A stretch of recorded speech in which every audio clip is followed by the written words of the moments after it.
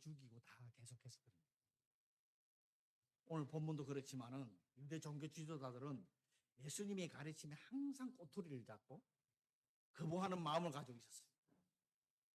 이런 마음의 자세가 있으니까 자신에게 유익이 될 수가 없겠지요. 우리가 하나님의 말씀을 대할 때나 들을 때 항상 여러분 마음의 문을 열고, 제가 기도할 때마다 말씀 전하기 전마다 항상 기도하는 부분이 그 부분인데, 전적으로 받아들이는 자세가 필요합니다. 하나님의 말씀을 즉 경청한다 그러죠. 그런 자세가 여러분 필요합니다. 오늘 본문 33절에 보면은 예수님의 비유는 훌륭한 포도원을 만들어서 조금 전에 말씀드렸죠. 그 주인이 농부들에게 세를 주고 이제 먼 타국에 간 집주인이 등장을 합니다. 그 포도원 주인은 직접 자기가 포도원을 만들고 또 짐승들이 들어오지 못하게끔 산울타리를 두르고 가는 부분이죠. 짐승들의 방해를 받기 위해서 산울타리까지 만들어주고, 그리고 도둑이나 약탈자들이 포도원으로부터 지키기 위해 망대를 만들어줍니다. 위에서 쳐다보면서 누가 약탈자들이 못 오도록, 그러니까 만반의 준비를 다 해주는 거예요. 그리고 또 접자는 털까지 만들어줍니다. 거기서 난 포도를 접을 따서 포도주를 만들게끔, 작은 포도주를 만들게끔, 그것까지 모든 것을 그 안에서 포도를 다 가공할 수 있게 준비를 다 해주셨어요. 이 포도원 주인이 행한 일은 자신이 포도원에 깊은 관심을 가지고 있죠. 그 자기가 그에 투자를 했을 거 아니야. 깊은 관심을 주고 투자하여 좋은 포도를 재배하고 또 가공해서 많은 이익을 올리고, 그 다음에 세를 줬으니까 농부들은 그거 자기가 일한 거로 먹고 살고, 또 그 세는 주인한테 바치게끔 이렇게 돼 있습니다. 포도원 주인이 포도원을 위해서 행한 일은 하나님께서 이스라엘 백성한테 행한 일입니다. 그걸 지금 설명하고 있는 거예요. 예수님. 즉 하나님은 이스라엘을 심으셨다 하는 그런 의미가 됩니다. 물론 지금의 우리들한테도 표현이 우리들하고 똑같이 포함이 됩니다. 이스라엘은 하나님이 아브라함을 부르시고 족장들을 세우기 전에는 존재하지 않았어요.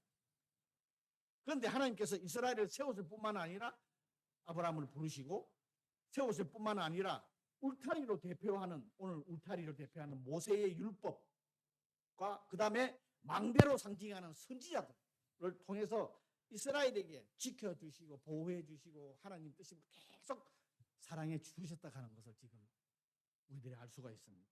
이 접자는 털은 당신의 백성들이 좋은 열매를 맺을 것이라는 하나님께서 기대를 하셨기에 준비해 주신 겁니다.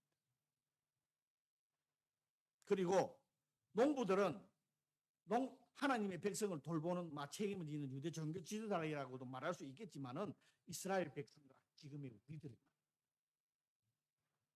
세를 주었다 하는 것은 농부들이 주인과 똑같은 권리를 가지고 있는 것이 아니라, 그죠? 세를 주었다 하는 것은 주인이 따로 있고 세 받는 사람이 따로 있다는, 주인을 대신해서 포도원을 돌보는 일꾼 혹은 청지기라 하는 그런 의미가 들어가 있습니다.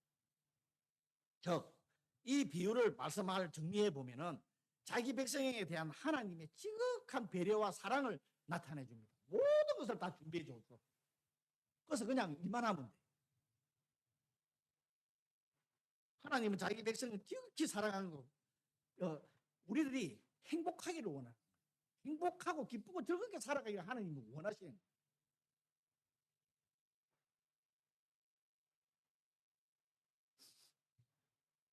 하나님은 자기 백성들이 바르게 성장하여 좋은 열매 내기에 충분하고 또 남을 만큼 풍성한 은혜도 베풀어 주십니다. 그냥 포도원만 만들어서 그냥 너 알아서 해라 하는 것이 아니라 거기서 좋은 열매를 맺게끔 또 은혜를 계속해서 사랑과 은혜를 베풀어 주시는 그런 분이십니다.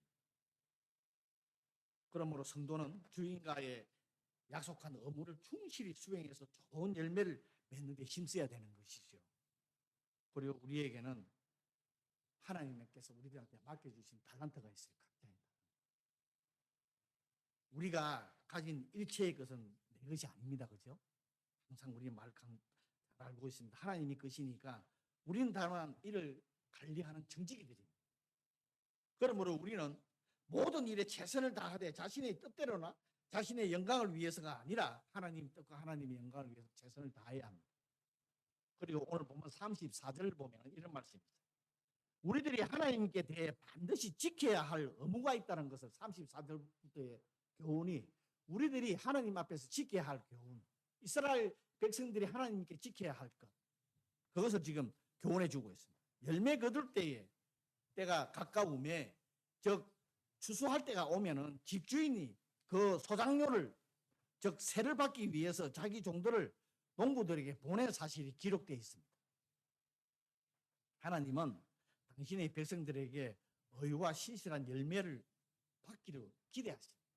우리들에게도요.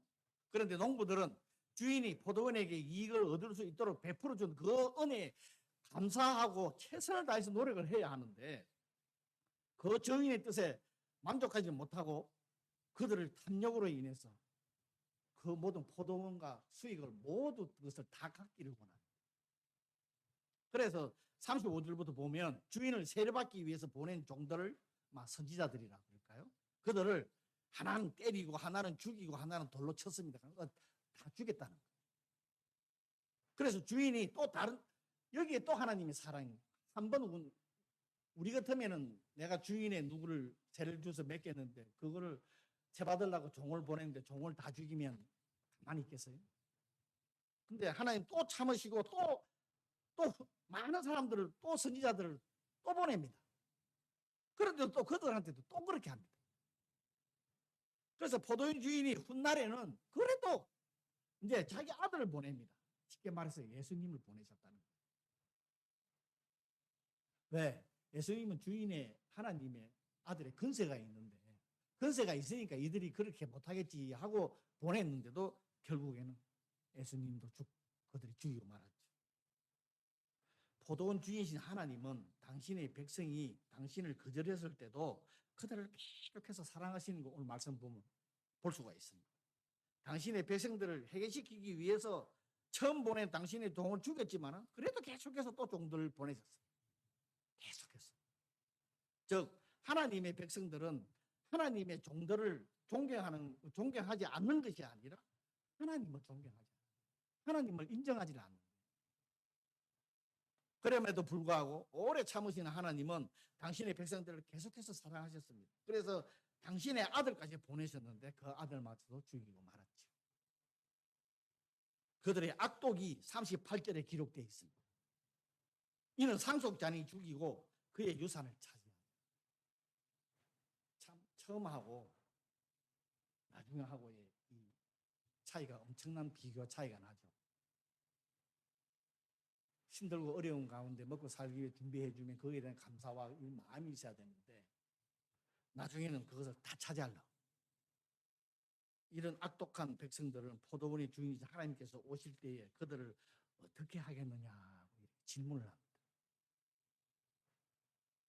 조금 전에 말씀드린 것을 요점을 하면은 농부들이 포도원 주인에게 반드시 지켜야 할 의무가 있듯이 우리들이 하나님께 반드시 지켜야 할 의무가 있다는 거 아까 조금 전에 말씀드렸죠.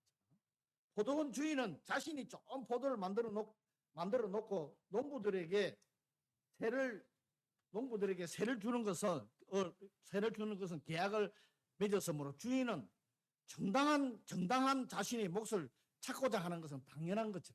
당연합니다. 그죠? 자기가 만들어 놓고 세를 받는 거예요. 하나님께서 우리들에게 이 세계를 만드셔서 이 세계의 한 부분을 우리들에게 맡아서 관리하라고 한 말씀입니다. 그거랑 똑같은 말씀이 오늘 말씀입니다. 하나의 농부로서 우리들한테 맡겨주셨습니다. 그러므로 우리는 이에 대한 기본적인 의무가 있습니다. 해야 할 의무가 있다. 그런데 하나님은 결코 무리를 요구하지 않습니다. 무리한 거 하나님 절대 우리들한테 요구 안 합니다. 하나님께서 우리들에게 요구하는 것이 무엇이냐? 먼저는 우선 우리들에게 진실한 믿음을 요구하십니다. 하나님을 믿음. 오늘의 농부들과 같이 탐욕에 빠져가지고 하나님의 사랑과 은혜를 잊어버리고 망연된 행동을 하는 것이 아니라 항상 하나님의 은혜와 사랑의 손길에 감사하는 진실된 믿음을 요구하고 계십니다. 오늘 기도도 그렇게 해주죠. 내 힘이 아니고 하나님의 은혜와 사랑에 응답하는 성도가 되어야 됩니다. 이것을 지키는 것이 하나님에 대한 가장 큰 임무 중에 하나입니다.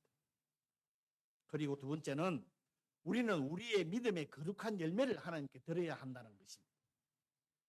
하나님은 우리에게 주의를 성소하라 하신 것, 그 다음에 농부에게 세를 준 것처럼 우리 세라 그러면 그거 하지만 하나님께서 우리들에게 요구하시는 것이 있습니다. 말라기서 3장 10절에 보면은 11조에 대한 얘기를 합니다. 만군의 여호와가 이르노니 너희의 온전한 11조를 창고에 들여 나의 집에 양식이 있게 하고 그것으로 나를 시험하여 내가 하늘 문을 열고 너희에게 복을 쌓을 곳이 없도록 붙지 아니하나 보라고 이런 말씀이 너무나 잘하는 말씀입니다. 주의를 지키는 것은 심신을 피곤하게 할 수도 있고 10분의 1을 드리는 것 가정 경제에 타격을 줄 수도 있습니다. 자기 삶에. 그럼에도 불구하고 하나님께서 요구하신 이유가 뭘까요? 하나님께 돈이 모자랐어요? 진실한 믿음과 거룩한 열매로 나를 시험하여 내가 하늘 문을 열고 너희에게 복을 쌓을 곳이 없도록 붙지 아니하나 보라는 것입니다. 여기에 나온 복은 여러 가지 복이 있습니다. 우리들이 물질적인 복도 있겠지만 믿음, 기쁨, 소망, 직장, 건강, 가족, 자녀 등 가지 후대 여러 가지 복들이 있습니다. 저는 헌금을 잘 강조하지 않는 목사예요. 지금 오랜만에 11조에 대한 얘기를 하는데 여러분이 헌금을 어떻게 하는지도 모릅니다. 여러분들 알아서 하기를 제가 바라기 때문에 여러분 11조는 왜 하는지 11조에 대한 의미는 여러 가지가 있습니다. 10분의 1은 하나님 거라 여러 가지가 있습니다. 제가 말씀 안 드려도 여러분 아실 겁니다. 그 나머지는 제가 여러분께 맡기겠습니다. 더 이상 말씀은 드리지 않겠습니다. 물질에 대해서는 제가 얘기를 잘 안 하는 사람이거든요. 41절에 보면은 41절을 제가 한번 더 읽을게요. 그들이 말하되 이 악한 자들을 진멸하고 포도원은 제때에 열매를 바칠 만한 다른 농부들에게 새로 줄지입니다. 우리가 하나님으로부터 많은 것을 받은 우리가 최소한의 의무를 소홀히 해서는 절대 안 된다는 거예요. 이 의무를 하나님이 두려워해서 감당하는 것이 아닙니다. 하나님께서 복을 안 주고 벌을 내릴 것 같아가지고 하는 게 절대 아닙니다. 헌금은 그런 것이 아니지요. 하나님께서 허락하신 모든 은혜에 감사해서 진심으로 의무에 충실해야 합니다. 여러분, 하나님께서는 당신의 아들 독생자 예수 그리스도를 우리 위해서 십자가에서 희생을 시키면서까지 우리를 사랑하셨습니다. 그리고 지금도 우리와 함께 계시는 또 아들을 지금 주겠지만은 그분이 승천하셔서 성령을 보내주셔서 지금도 우리와 함께 우리의 삶 속에서 사랑 베푸시고 은혜 베푸시는 그 하나님의 사랑, 여러분 그거를 우리들이 알아야 합니다. 우리가 우리의 힘으로 이 세상 살아갈 수 없잖아요. 하나님이 인도하신 은혜 사랑 속에서 지금 우리가 한 걸음 한 걸음 우리 몸된 교회에 적지만은 이렇게 나아가는 이유가 하나님의 은혜와 사랑이 없으면 이런 일이 일어날 수 없지 않아요.